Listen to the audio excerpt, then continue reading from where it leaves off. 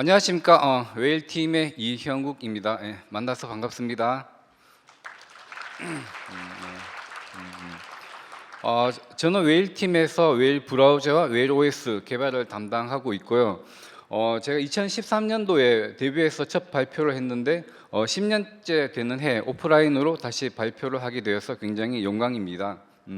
오늘 발표할 내용은 웨일 브라우저 오픈소스 생존기로 저희가 최근 몇 년 동안 집중해서 노력해온 크로미움 오픈소스 사용에 관한 내용입니다.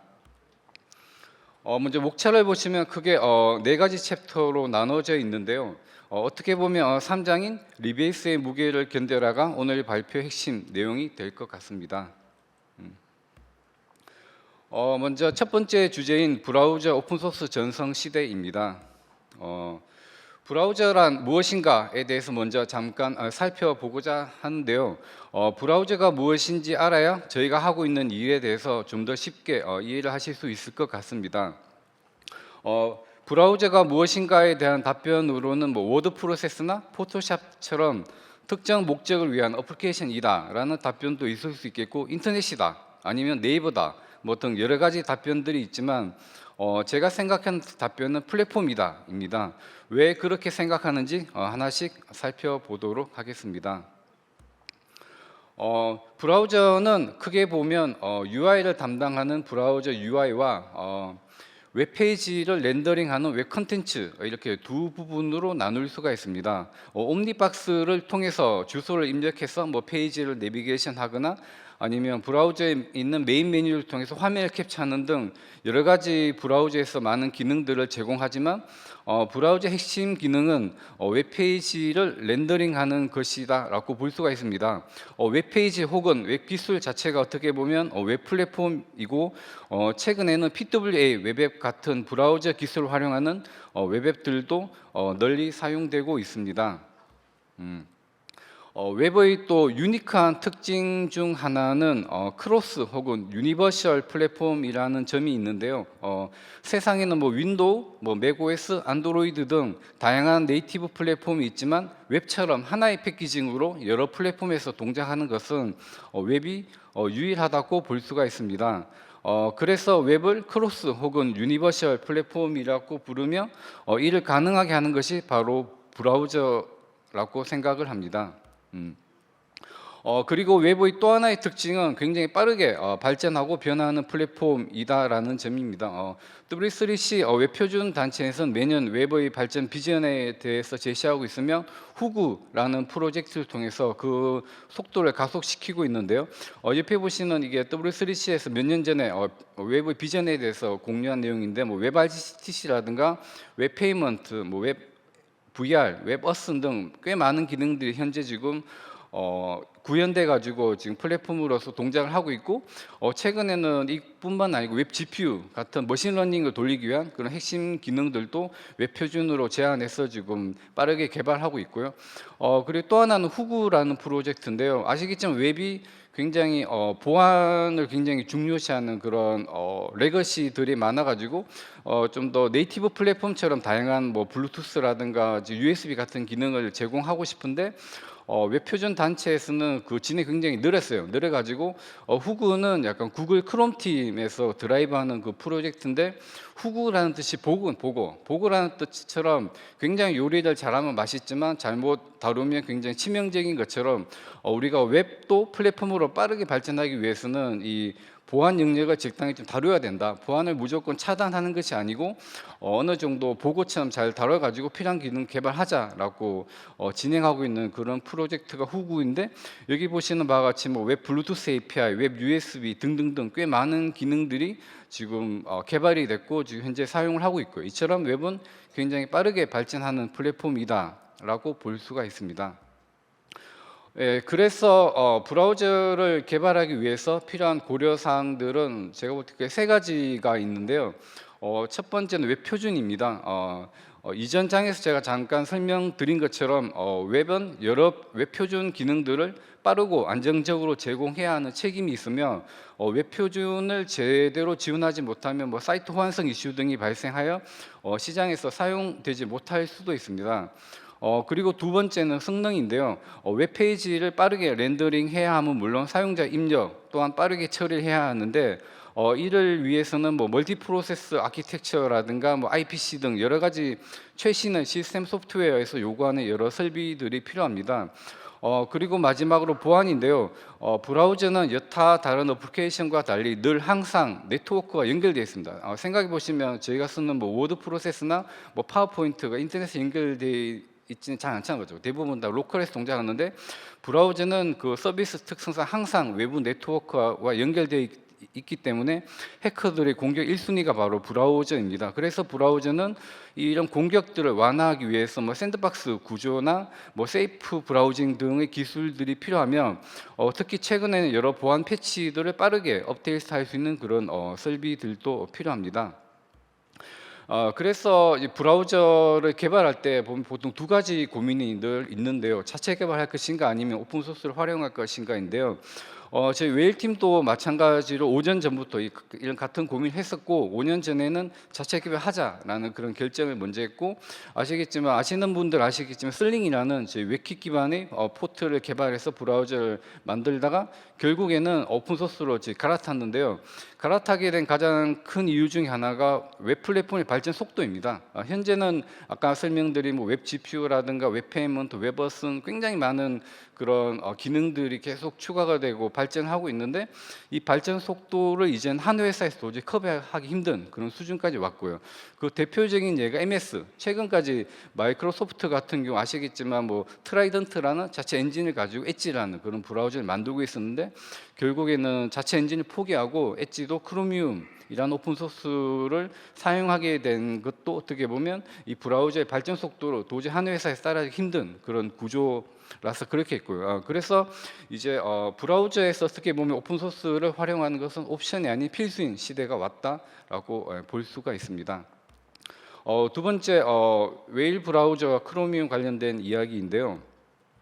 먼저 크로미움, 제가 크로미움이라는 얘기 굉장히 많이 할 건데 먼저 크로미움이나 무엇인가에 대해서 아마 들어보신 분도 있을 것 같고 아마 처음 들어보신 분도 있을 것 같은데요. 크롬과 크로미움에 보통 크롬과 크로미움은 같이 언급을 하고 있거든요. 크롬과 크로미움의 가장 큰 차이점은 무엇일까요? 혹시 맞추시는 분 계시면 저희가 부스에서 선물 하나 드리도록 하겠습니다. 뭐 글자가 다 다르다 뭐 그런 답변 말고요.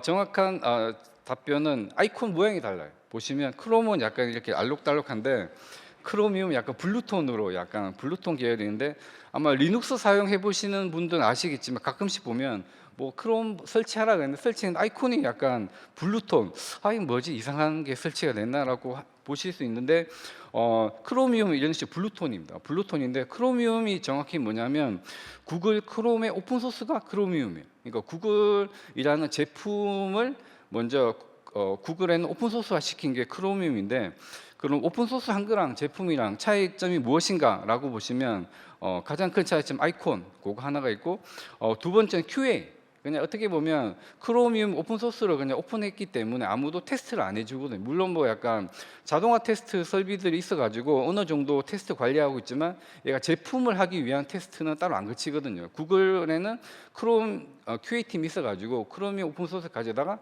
굉장히 많은 테스트를 해서 제품화해서 나가는 그런 차이가 있고 또 하나 코덱들 아시겠지만 웹에서 많이 사용하는 뭐 엠팩4라든가 여러 코덱들이 있는데 코덱들은 공짜가 아니죠. 다들 계약을 해서 라이센스를 만들어 사용해야 되는데 오픈소스에서는 아무도 주체가 없기 때문에 그런 프로퍼티 코덱들을 사용하지 못하는데 크롬을 사용할 수 있고요. 그런 등등 어떻게 보면 구글 크롬을 그냥 소스를 오픈하고 오픈소스를 운영하는 게 크로미움이다 라고 보시면 될 것 같고 이 크로미움을 제품화 만든 게 구글 크롬이다 라고 이해를 하시면 될 것 같습니다.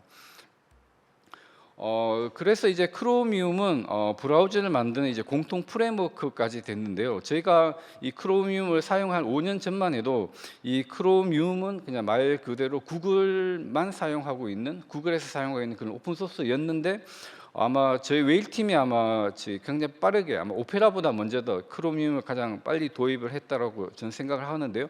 이렇게 한두 업체들이 크로미움을 도입하다 보니까 이제 크로미움 자체가 이제 브라우저를 만드는 공통 프레임워크가 돼 버렸어요.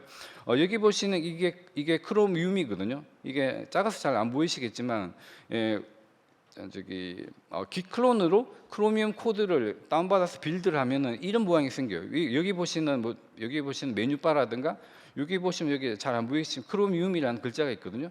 어떻게 보면 크로미움이 생긴 거는 약간 크롬과 비슷하게 생겼지만 크롬에 갖고 있는 여러 가지 아까 말씀드린 제품화하기 위한 기능들이 대거 빠진 그런 약간 제품이라 보는, 특히 웨일 브라우저나 엣지도 보면 약간 탭의 모양이라든가 메인 메뉴 같은 게 거의 똑같이 생겼잖아요. 그래서 어떻게 보면 크로미움은 아까 제가 설명드린 것처럼 이제는 브라우저를 개발하는 공통 프레임워크로 엣지, 크롬 거의 대부분의 브라우저들이 이를 활용해서 지금 개발을 하고 있습니다.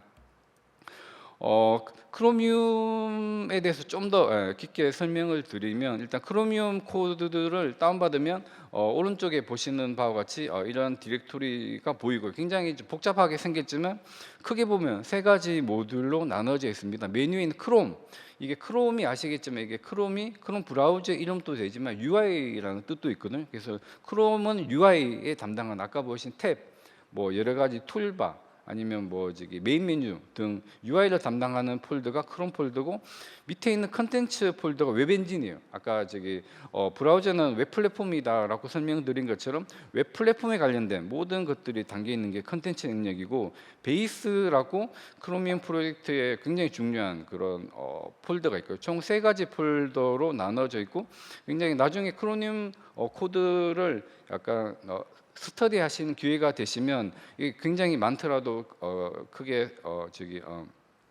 걱정하지 마시고 크롬, 컨텐츠, 베이스 요 세 가지 폴더만 먼저 보시면 전체적인 구조를 이해하시는 데 많은 도움이 될 것 같습니다. 그래서 이 크로미움을 사용하는 방식 크게 세 가지가 있습니다. 첫 번째는 베이스, 아까 설명드린 그 베이스 라이브러리를 사용하는 방식과 컨텐츠라는 모듈만 따로 떼서 웹 엔진을 사용하는 방식, 그리고 크롬이라는 UI까지 다 모두를 사용하는 그 브라우저를 사용하는 방식 총 세 가지가 있는데요. 첫 번째는 시스템 소프트웨어인데 저희 경력을 보시면 거의 한 20년 넘게 웹 엔진 관련된 기능을 개발하고 연구하는 일을 많이 했지만, 크로미움에서 가장 좋아하는 게 이 베이스 영역이거든요. 이 베이스가 어떤 코드냐면 시스템 소프트웨어 관련된 모든 코드들이 다 있어요. 저희가 보통 시스템 소프트웨어를 개발하려면 많이 필요한 게 IPC, 그다음에 최근처럼 멀티코어, 멀티스레드를 사용하는 환경에서는 멀티스레드를 어떻게 제어할 것인가, 그러니까 스레드끼리 잡을 어떻게 던질 것인가, 실행할 것인가, 그런 것들에 대한 고민이 필요한데, 베이스는 그런 것들을 다 개발해 놨어요. 개발해 놓기 때문에 이것만 사용하게 되면 시스템 소프트웨어의 거의 반 정도는 그냥 사용하게 되는 그 정도로 좋은 소프트웨어고, 또 하나의 특징은 이 베이스가 멀티 프로세스 모델을 갖고 있지만 락프리 아키텍처로 만들어져 있거든요. 보통 일반적으로 멀티 프로세스를 만들면 크리티컬 섹션 같은 걸 제어하기 위해서 락을 건다가 은락을 해야 되기 때문에 그런 어떻게 보면 약간 락에 빠질 수 있는 그런 환경을 최대한 안 만드는 그런 구조도 되어 있어 가지고, 어떻게 보면 베이스만 사용해서 시스템 소프트웨어를 개발할 수 있는 그런 유스 케이스 하나가 있고, 웹 엔진, 아까 말씀드린 웹 엔진만 사용할 수도 있거든요. 웹 엔진만 따로 뽑아서 사용하는 케이스가 있고, 그런 케이스는 이 컨텐츠라 불리는 그 모듈만 따로 뽑아서 사용하시면 되고요. 그 다음에 브라우저인데요. 이게 어떻게 보면 이 크롬 폴더는 크롬 브라우저 UI가 있는 폴더거든요. 그래서 어떻게 브라우저 폴더를 사용할 수 있나? 이 말은 크롬 브라우저의 코드를 가져다가 크롬 브라우저에 있는 UI에다 대고 바로 직접적으로 수정한다는 뜻이거든요. 실제 다들 그렇게 개발했습니다. 웨일 브라우저도 브레이브나 그다음에 오페라 등 꽤 많은 브라우저들이 브라우저 UI를 자체적으로 개발하지 않고 오픈 소스에 있는 크로미움이라는 그 UI 뼈대를 가져다가 자신만에 맞는 탭을 UI를 구성하고 메뉴를 구성하는 등 크롬 브라우저 전체를 좀 활용하는 요 세 가지 방식이 있습니다. 그리고 이 세 가지 방식에 대해서 좀 더 구분해 봤는데요. 안드로이드 같은 경우에도 이게 첫 번째, 두 번째는 이 컨텐츠 영역만 사용하는 웹 엔진을 사용하는 케이스고, 맨 끝에 있는 이런 군들이 이제 브라우저까지 사용하는 군들인데, 안드로이드도 마찬가지로 웹 엔진만 사용하기 때문에 안드로이드를 컨텐츠를 사용하고 있고요. 그다음에 컨텐츠를 사용하는 게 꽤 많습니다. 뭐 CEF라고 크로미움 인베디드 프레임워크도 있고, 혹시 이 아이콘 아시죠? 일렉트론도 이 크로미움에 있는 컨텐츠 웹 엔진 영역만 뽑아서 쓰고 있고, 그다음에 이 아이콘 아마 대부분 모르실 건데 엑소웨일이라고 저희 웨일 팀에서 갖고 있는 안드로이드 프레임워크 있거든요. 그것도 컨텐츠 영역만 뽑아 쓰고 있고요. 그다음에 오늘 발표할 이 핵심 주제인 이 크롬 폴더까지 전체적으로 다 사용하는 그런 유스 케이스가 저희 웨일 브라우저, 크롬, 그다음에 엣지, 브레이브 등등등 대부분의 브라우저들이 여기까지 풀 전체를 코드를 다 활용해서 브라우저 개발한다라고 이해를 하시면 될 것 같습니다. 예. 그리고 저희가 웨일 브라우저가 크로미움을 가져다가 빌드해서 그냥 쉽게 그냥 빌드해서 그냥 만들었지 않냐라고 오해하시는 분들이 종종 계시는데, 사실 생각보다 많은 것들을 제가 추가했습니다. 여기 보시는 UI 부분, 그다음에 컴포넌트, 웹 엔진, 보안 등등등 꽤 많은 것들을 추가했는데요. UI 부분만 봐도 뭐 저희는 일반 브라우저에 없는 뭐 사이드바라든가 듀얼탭, 그다음에 모바일 윈도우, 옴니박스 등등등 꽤 많은 것들을 제가 크로미움 오픈 소스를 가져다가 추가했고요. 그다음에 컴포넌트라는 독특한 모듈이 있는데요. 브라우저 같은 경우 눈에 안 보이는 영역이 굉장히 많아요. 대표적으로 북마크다고 보면은 약간 UI가 있는데 북마크에 있는 데이터를 저장하는 영역도 있어야 되고, 동기화를 하기 위한 그런 모듈이라든가 뭐 로그 등등등 굉장히 많은 것들을 저희는 컴포넌트라는데, 컴포넌트로 저희는 뭐 네이버 로그인을 붙인다거나 뭐 동기화 뭐 등등 꽤 많은 것들 붙였고요. 웹 엔진 쪽에도 저희 굉장히 많은 기능을 추가했는데, 뭐 다크 모드를 추가한다거나 뭐 사용자 폰트 등등 많은 것들을 저희가 추가를 했고요. 보안도 마찬가지로 저희가 굉장히 중요시 생각하는 분야라서 뭐 여러 가지 기능을 추가했습니다. 특히 개인적으로 오늘 저기 약간 하이라이트, 약간 저희가 한 기능 중에 물론 뭐 다들 중요하지만 하이라이트 시키고 싶은 게 세 가지인데요. 기계 번역, 음성인식 합성.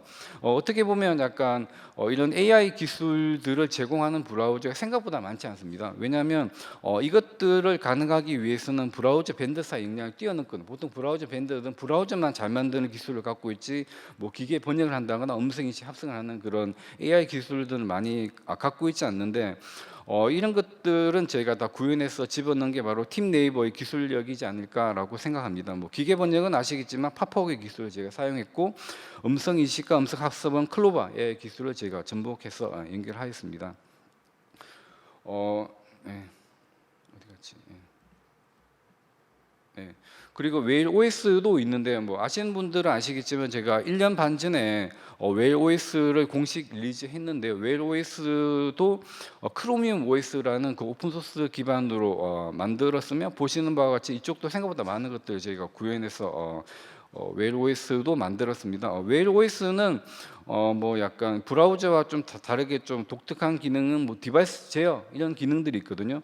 보통 디바이스 제어가 어떤 기능이냐면, 디바이스를 분실했거나 뭐 디바이스에 잠금이 필요한 상황이 발생하면 즉 서버에서 뭐 공장 초기화를 건다거나 디바이스 잠가버리는 그런 약간 OS가 있어야지만 가능한 이런 기능들도 추가되어 있고요. 그래서 웨일 OS나 크로미움 브라우저처럼 저희가 꽤 많은 것들을 저희가 크로미움 코드에 추가해서 저희의 제품을 만들었다라고 이해를 하시면 될 것 같습니다.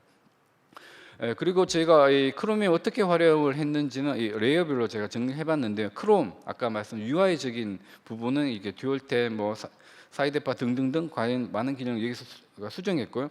브라우저 컴포넌트 아까 말씀드린 브라우저에 안 보이는 꽤 많은 중요한 기능도 저희가 뭐 로그인, 싱크, 익스텐션, 뭐 광고 차단, 셀프 브라우징 등 많은 기능들을 연결했고요. 그다음 웹 엔진 쪽도 이렇게 많은 것들을 저희가 개발해서 저희 이렇게 크로미움을 열심히 잘 사용을 하고 있습니다. 예. 그리고 웨일이라 생각하시면, 브라우저라 생각하시면 약간 스탠드얼론 혼자 존재하고 혼자 동작하는 약간 워드 프로세스와 비슷한 프로그램으로 생각하실 수 있는데, 사실 항상 연결되어 있습니다. 저희 프로그램 서버들과 여러 서버들과 뭐 대표적으로 로그인을 하려면 뭐 네이버 로그인 서버가 연결되어 있어야 되고, 동기화 저희가 뭐 북마크 하나 추가하게 되면 여러 디바이스에 동기화가 되려면 동기화 서버랑 연결되어 있어야 되고, 그다음에 뭐 여러 등등등 항상 연결되어 있다라고 이해하시면 될 것 같습니다. 그리고 웨일 OS도 지금 웨일 브라우저와 마찬가지로 이렇게 많은 시스템이 연결되어 있는 구조로 되어 있다라고 보시면 될 것 같습니다. 예.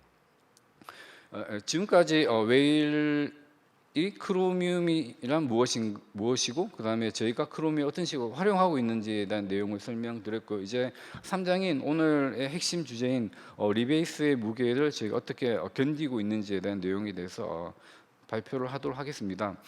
먼저 리베이스는 무엇인가에 대해서 잠깐 살펴보면은 리베이스는 뭐 사용 중인 오픈 소스의 버전을 최신으로 가져오는 작업이다라고 정의할 수 있는데요. 아래 이미지와 같이 뭐 서로 다른 브랜치의 작업을 git 리베이스라는 명령을 통해 합치는 과정이다라고 생각을 하시면 될 것 같습니다.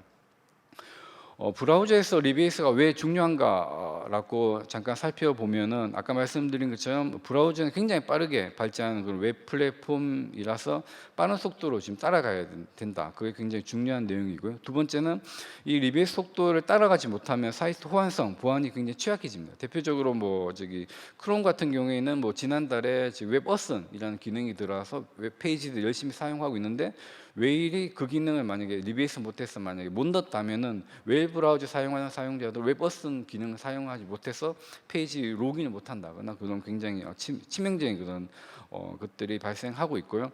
그래서 어떻게 보면 이 크로미움 오픈소스를 실시간으로 따라가지 못하는 것은 브라우저의 생존과 질병에 굉장히 중요한 문제다라고 보시면 될 것 같습니다. 그리고 제가 알기에 구글 크롬 팀이 대략 1000명 정도 개발자가 있고, 그다음 밑에 보시는 표와 같이 구글 팀이 아닌 난 구글러들이 한 500명 정도, 어떻게 보면 약간 1500명 넘게 지금 개발하고 있는 굉장히 거대한 프로젝트에 이 달리는 호랑이 등을 올라타서 질주하는 것이 어떻게 보면 리베이스다라고 볼 수 있고, 그러지 못하고 호랑이 등에서 떨어지면 저희 생존과 직결되는 문제다라고 저희는 리베이스를 보고 있습니다. 예.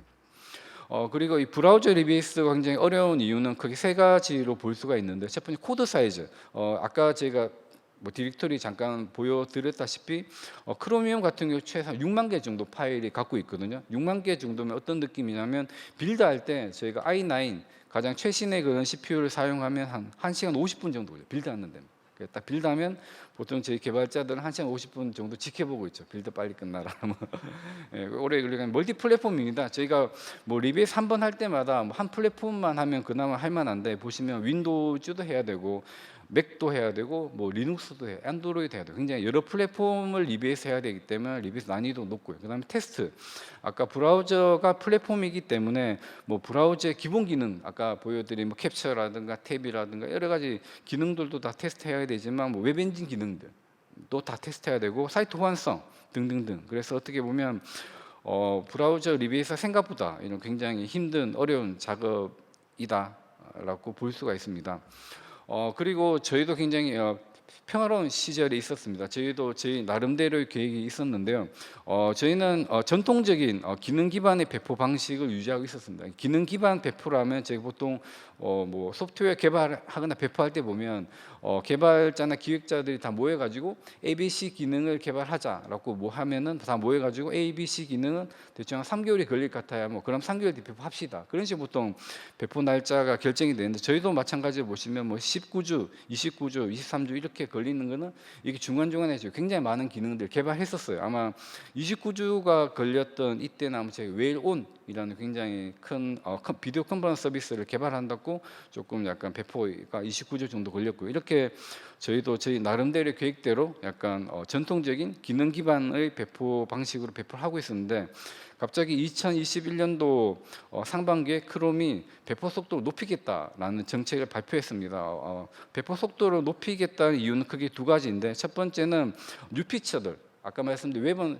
굉장히 최신의 기능들이 빨리빨리 들어오기 때문에 사용자한테 좀 더 빨리 그런 딜리버리 해야 된다라고 크롬 팀이 생각을 하고 있고, 그 다음에 보안 패치, 이 두 가지를 빠르게 하기 위해서 기존에 4주 간격으로 배포하던 것들을 이제 크롬 94부터 이제 기존에 6주 간격으로 배포하던 것을 이제 크롬 94부터 이제 4주 간격으로 배포하겠다라고 선언을 하였습니다. 그래서 말씀드린 것처럼 저희도 굉장히 리베이스를 빨리 해야 된다라고 생각을 하고 있었고, 그 와중에 구글 크롬 팀에서 4주 간격으로 배포를 하겠다 해서 저희도 이제 그러면 이 리베이스를 저희도 크롬처럼 빠르게 하자라고 내부 검토를 시작했고요. 일단은 저희가 내린 결론은 일단은 이 리베이스를 그냥 가끔씩 하는 그런 이벤트성 업무가 아니고 상시 업무로 해야 된다. 상시적으로 리베이스 해야지 그 리베이스 속도를 따라갈 수 있다라고 판단해서 상시 리베이스 프로젝트를 시작했고요. 그리고 보시는 바와 같이 크롬은 크게 업데이트 채널이 2개가 있어요. 그러니까 4주 간격으로 배포하는 스테이블 채널이 있고 8주 간격으로 배포하는 익스텐디드 스테이블 채널 2개가 있는데, 저희는 이 브라우저를 플랫폼으로 보고 있어서 높은 안정성을 굉장히 중요해서 저희는 크롬의 익스텐디드 스테이블 배포 8주 간격으로 따라가자라고 내부적으로 논의를 했고, 그리고 그 시작점은 94 크롬 94랑 똑같이 저희도 94부터 이렇게 하자라고 내부적으로 논의를 해서 그 전인 2021년도 하반기부터 이런 리베이스 관련된 논의를 시작해서 조금씩 개발을 하였습니다. 일단 기능 기반을 제가 설명드린, 저희가 계속 웨일팀은 그동안 기능 기반으로 계속 배포를 하고 있었는데, 이게 8주 간격으로 배포를 하자라는 말은 일정 주기 기반으로 배포를 해야 된다라는 미션이거든요. 이게 생각보다 이게 어려운 게, 이게 그동안 대부분이 이게 기능 기반으로 아까 배포합시다 하면 ABC 기능 있고 뭐 3개월 걸려요. 3개월 배포요. 계속 이렇게 개발하고 움직이는 팀에서 이제 8주 간격으로 무조건 배포해야 된다라는 일정 주기 기반의 배포 컨셉으로 가는 게 굉장히 쉬운 문제는 아니거든요. 대표적으로 개발 문화가 있는데요. 이 기능 위주로 배포하던 팀에서 가장 쉽지 않은 게 기획이나 사업팀에서 일정을 브레이크 걸 수 있어요. 아무튼 저희는 이게 처음에 8주 간격으로 해야 된다고 했는데 사업이나 기획에서 이거 굉장히 중요하다, 여기는 꼭 내야 된다, 그러면 8주가 9주가 되고 9주가 10주가 되고, 그러면 이게 아까 저희가 목표라는 이 크롬과 같은 일정 주기 기반의 배포가 그런 루틴이 깨지기 때문에 어떻게 보면 팀 전체적인 컨센서스가 필요한 굉장히 큰 작업이다라고 볼 수가 있고요. 그래서 저희는 내부적으로 많은 논의와 합의를 거쳐가지고 일정 주기 배포로 저희 개발뿐만 아니고 기획, QA 모든 저희 팀 자체가 움직이기로 했고요.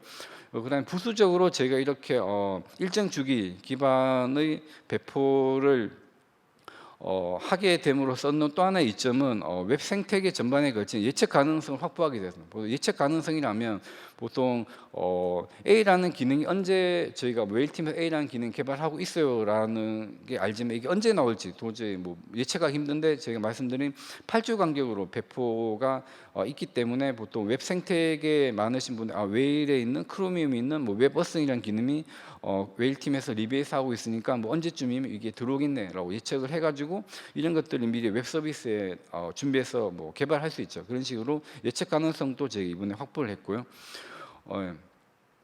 그래서 어떻게 보면 이 일정 주기 배포를 보통 기차 시간에 보통 비유를 하는데요. 특정 시간마다 떠나는 기차표를 예측해서 어떤 기능 언제 배포할지 그런 기획 단계부터 결정하는 방식으로 저희는 운영을 하고 있습니다. 네, 관련으로 아까 설명드린 3가지 저희가 일정 주기 기반의 배포를 하기 위해서 노력한 그런 3가지 꼭지 중에 첫 번째인 리베이스, 코드 리베이스를 빠르게 하는 그 방법인데요.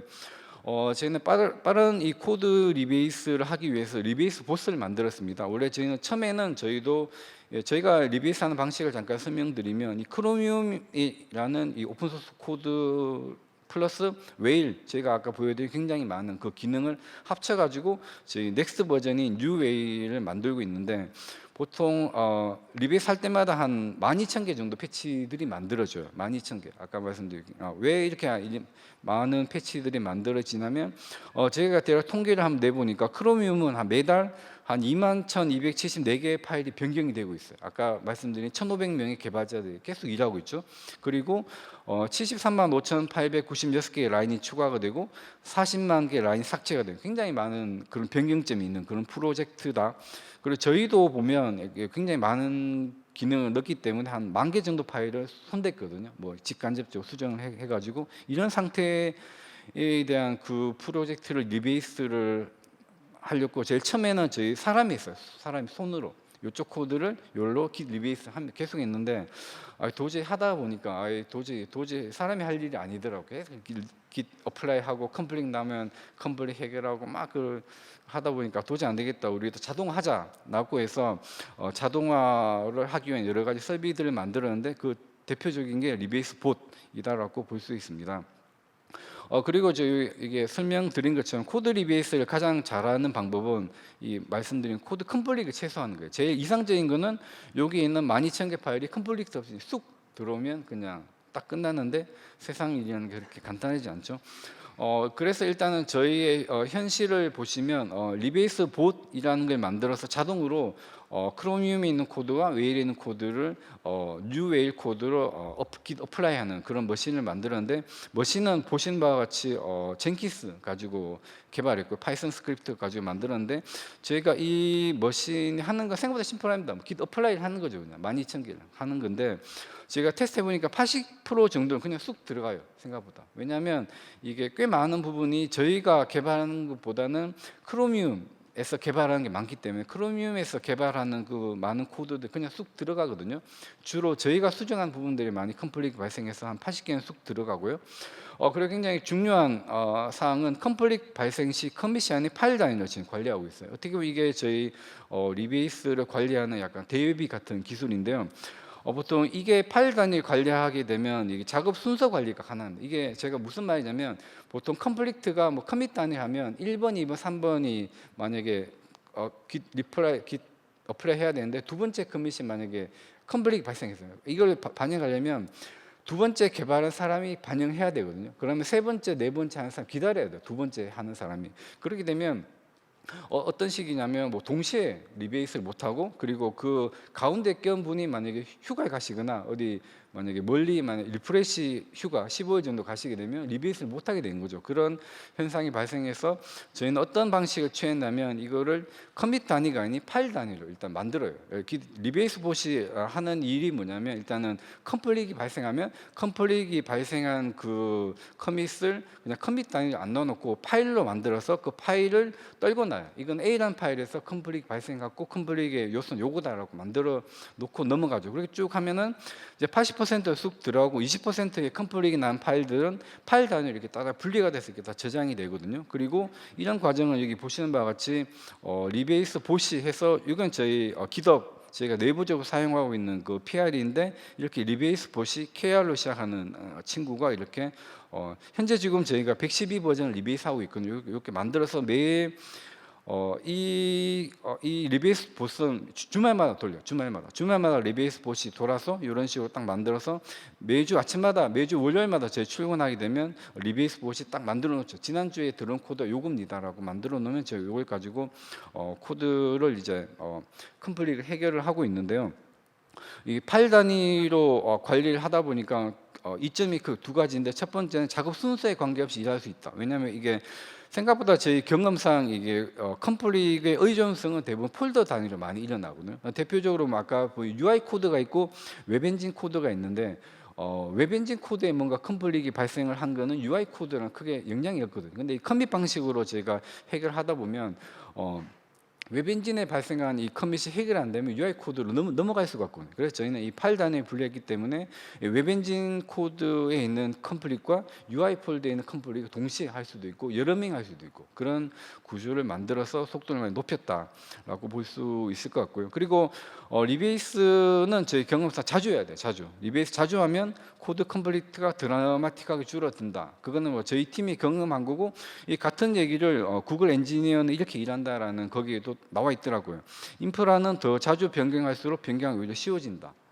그 이유를 생각해 보면 뭐 3개월에 한 번씩 저희가 리베이스 하다 보면 아까 설명드린 A라는 파일이 있는데 3개월 뒤에 없어지는 게 태반이거든요. 파일이 있었는데 없어져요. 없었는데 3개월 뒤에 갑자기 그 현상이 만나면 일단 멘붕이죠. 왜 파일이 없어졌지? 하는데 그거를 매주 따라가게 되면 그 변경점이 보여요. 이번 주는 이 파일이 이름이 뭐 함수 이름이 이렇게 바뀌었네 하다가 파일이 없어질 때쯤 되면 이제 90%는 대응했죠. 마지막 10%만 대응하기 때문에 일단은 이제 멘붕이 안 온다. 멘붕이 안 오고 그 중간중간에 변경점들을 빠르게 이해할 수 있기 때문에 그 컴플릿을 쉽게 해결한다. 뭐 그렇게 볼 수가 있을 것 같습니다. 그리고 저희는 뭐 독특하게 저희도 뭐 저기 크로미움 코딩 룰을 따르고 있지만 저희 내부적으로 리베이스 룰을 또 만들었습니다. 왜 리베이스 룰을 만들었냐면 아까 리베이스가 개발보다 더 중요한 업무가 돼버렸고, 왜냐하면 리베이스를 빠르게 해야 되기 때문에 어떻게 보면 코딩 룰을 만들었는데, 이런 코딩 룰은 뭐 저희도 있지만 브레이브 브라우저도 비슷한 코딩 룰을 갖고 있거든요. 여기 보시면 위키 페이지 있는데 저희가 갖고 있는 코딩 룰 중에 하나 소개해드리면 여기 보시는 바와 같이 헤더 파일, 저희가 추가한 헤더 파일 위치가 딱 정해져 있어요. 보통 헤더 파일을 여기에 딱 위치한 이유는 제 경험상 보면 헤더 파일을 뭐 가운데도 넣어 끝에도 넣어봤는데, 경험상 이게 끝에 넣어놓으면 이게 파일이 수정될 때마다 헤더 파일을 계속 추가하기 때문에 컴플레인이 굉장히 자주 발생해요. 그래서 맨 위에 위치해 놓으니까 맨 위에는 자주 안 바뀌거든요. 안 바뀌어 여기 위치하니까 컴플레인이 많이 줄어들어요. 그래서 보면 이 코드 컴플릿이 발생할 때마다 굉장히 경험을 하고 이걸 어떻게 빠르게 해소할 수 있는지에 대한 나름 방법을 찾아가지고 코드 컴플릿을 해소할 만한 코딩 룰을 만들어서 저희는 이걸 사용하고 있고요. 특히 브레이브 같은 경우 저희보다 좀 더 심한데요. 브레이브는 파일 직접 수정을 굉장히 안 하려고 하는 노력들이 보이는데, 보시는 바와 같이 이 코드가 어떤 코드냐면 특정 클래스에 프렌드 함수를 추가하는 건데, 저희는 보통 이런 프렌드 함수를 그냥 직접 해당한 파일을 수정해 버리거든요. 근데 브레이브는 직접 수정하지, 이게 디파인, C++에 있는 디파인이라는 기술을 통해서 해당 파일을 수정하지 않고 디파인을 통해서 그 코드 블럭을 컴파일 타임에 딱 끼워 넣는 뭐 그런 방식으로 코드 수정을 최소화하는 그런 노력들을 하고 있습니다. 이런 노력들을 통해서 저희는 코드 컴플릿을 최소화하고 있고요. 그 다음에 일정 주기 배포를 위한 개발 문화도 조금씩 변화가 돼야 되는데요. 저희는 이 개발 문화를 변화하기 위해서 단순히 캠페인으로 그냥 변화합시다라는 말뿐만 아니고 뭐 자동화 테스트나 뭐 대부 채널 등을 도입해서 필요한 설비들도 많이 개발했는데요. 일단 뭐 첫 번째 그림은 그죠, 뭐 기획 기능 아까 설명드린 것처럼 뭐 8주 안에 합시다라는 식으로 캠페인으로 해결할 수 있는데 캠페인으로 해결할 수 있고요. 그리고 가운데에 있는 이 자동화 테스트인데요. 일정 주기 8주 만에 저희가 어느 정도 안정된 버전을 만들기 위해서는 기능 개발 쪽도 중요하지만 안정화가 굉장히 중요하거든요. 안정화가 굉장히 중요한데 이 그림을 제가 저희 팀에 있는 기획 사업 쪽에 한번 공유해 드렸는데 휴대폰 충전 중이냐라는 소리를 들었는데요. 사실 이 화면은 자세히 보시는 바와 같이 안드로이드 폰이 물려 있고 안드로이드 테스트가 하고 있어요. 안드로이드 자동화 테스트를 하고 있는데 이 그림을 저희가 보여드리는 것은 저희가 이처럼 뭐 안드로이드까지 자동화 테스트하고 있는 자동화 테스트의 진심 팀이다라는 걸 보여드리고 싶어서 가져왔고요. 그 다음에 마지막으로 대부 채널 도입인데요. 저희는 이 대부 채널 도입의 효과가 꽤 컸는데요. 대부 채널은 매일의 작업 결과를 대부 채널이라는 걸 만들어서 배포를 하는 시스템인데, 이게 어떤 식으로 효과가 있냐면 저희는 대부 채널은 그날 작업한 그 결과물이 그날 새벽에 저희 대부 채널 봇이 돌아서 빌드를 하고 배포를 해요. 자동으로 배포하게 되면 그 다음 아침에 뭐 기획이나 뭐 개발이나 QA 팀이 출근하게 되면 PC를 키면 자동 업데이트가 돼요. 업데이트가 되기 때문에 뭐 그 전날 작업을 빠르게 확인할 수 있죠. 이렇게 한 발 빠르게 그 전날 작업을 확인을 하기 때문에 효율적인 커뮤니케이션과 뭐 협업 구조를 만들었거든요. 뭐 대표적으로 뭐 A라는 기능이 뭐 이제 기획과 개발자가 서로 다르게 생각해서 뭐 개발을 하고 있는데 그게 늦게 발견되면 발견돼서 고치기가 힘들고 노력이 많이 들거든요. 저희는 이런 것들을 매일 아침에 이런 개발자 채널을 통해서 빠르게 좀 협업할 수 있는 그런 설비를 만들어서 이런 개발 문화의 변화를 만들었고요. 그리고 예측 가능한 품질을 확보하기 위해서 또 테스트 봇도 열심히 돌리고 있는데요. 이 테스트는 뭐 저희가 다 만든 건 아니고 크로미움이라는 오픈 소스에서 테스트 굉장히 잘하고 있거든요. 그 설비를 제가 거의 그대로 가져와서 저희는 뭐 PR 올릴 때마다 그 15만 개의 테스트 케이스를 그 12개의 테스트 봇이 돌아서 검증을 하고 있고요.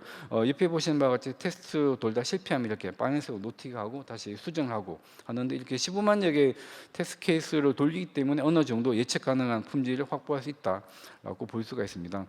그리고 성능인데요.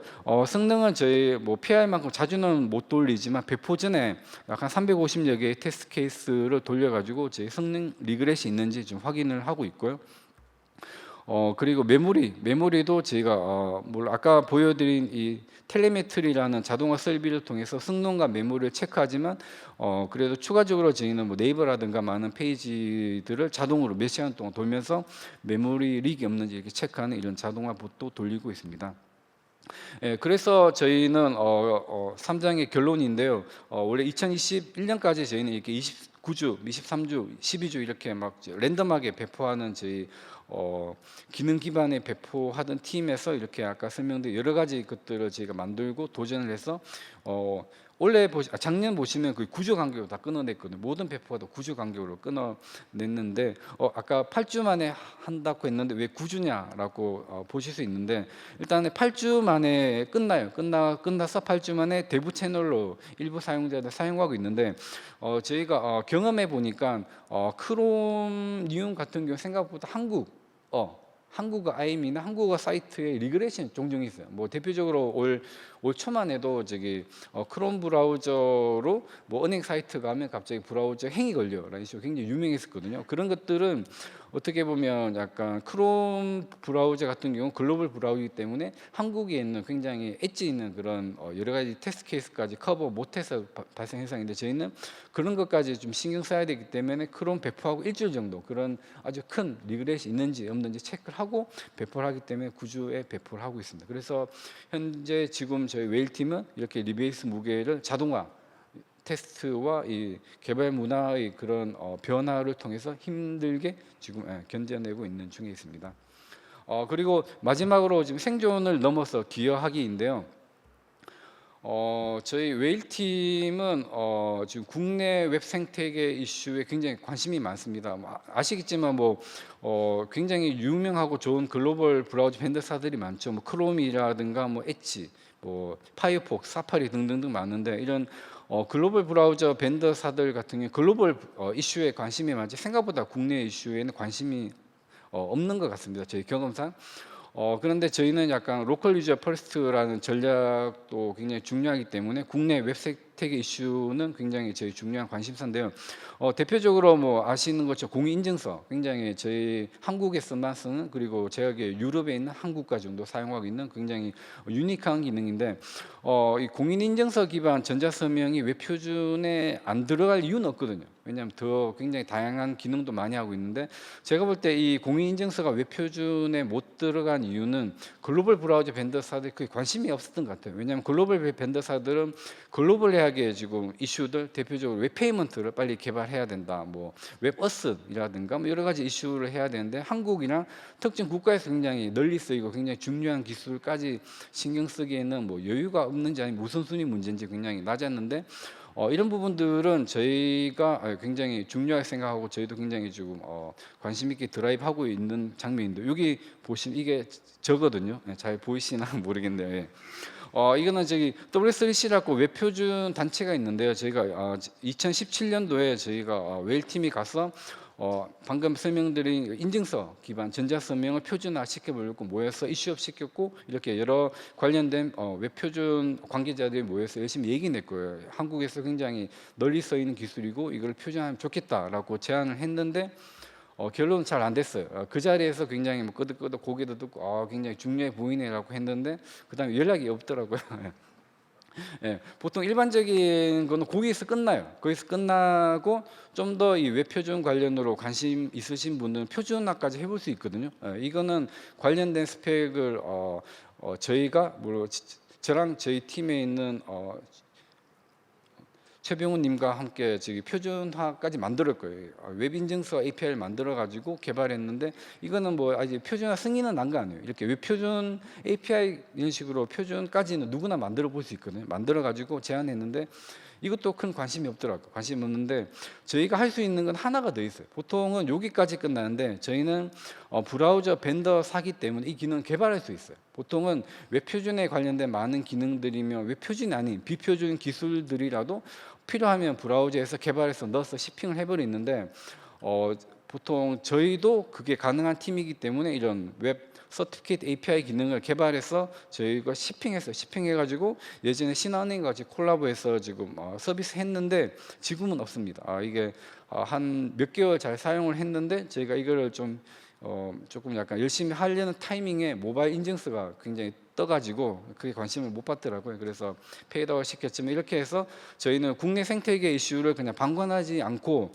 저희가 굉장히 목소리도 내고 표준화도 시키고 필요하면 스펙도 만들고 구현해서 넣고 있다라는 걸 한번 공유해 드리고 싶었고요.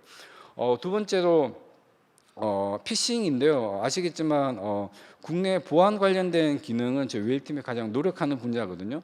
아까 설명드린 뭐 크롬이나 엣지나 뭐 여러 글로벌 브라우저들은 그렇죠. 뭐 네이버 로그인이나 카카오 피싱에 크게 관심이 없거든요. 왜냐하면 이거는 이런 것보다는 지금 페이스북 피싱이 더 중요하고 막 근데 글로벌 서비스가 중요하기 때문에 근데 이런 것들은 저희 웨일이 챙겨야 되는 부분이기 때문에 저희도 뭐 세이프 브라우징 을 활용해서 열심히 사용하고 있는데 열심히 사용을 하고 있고 작년에는 CSD라고 해서 아시겠죠? 피싱 같은 경우 이게 인공지능이 굉장히 잘할 수 있는 분야거든요. 그래서 저희는 이 피싱 사이트와 피싱이 아닌 사이트를 머신러닝을 돌려가지고 구분할 수 있는 그 기술을 만들어서 작년도에 이 클라이언트 사이트 디텍션이라는 이미지 베이스드 클라이언트 디텍션이라는 기능을 만들어 지금 시핑을 했고요. 그래서 이런 피싱들을 타 브라우저보다 더 빨리 더 잘 만들어낼 수가 있습니다.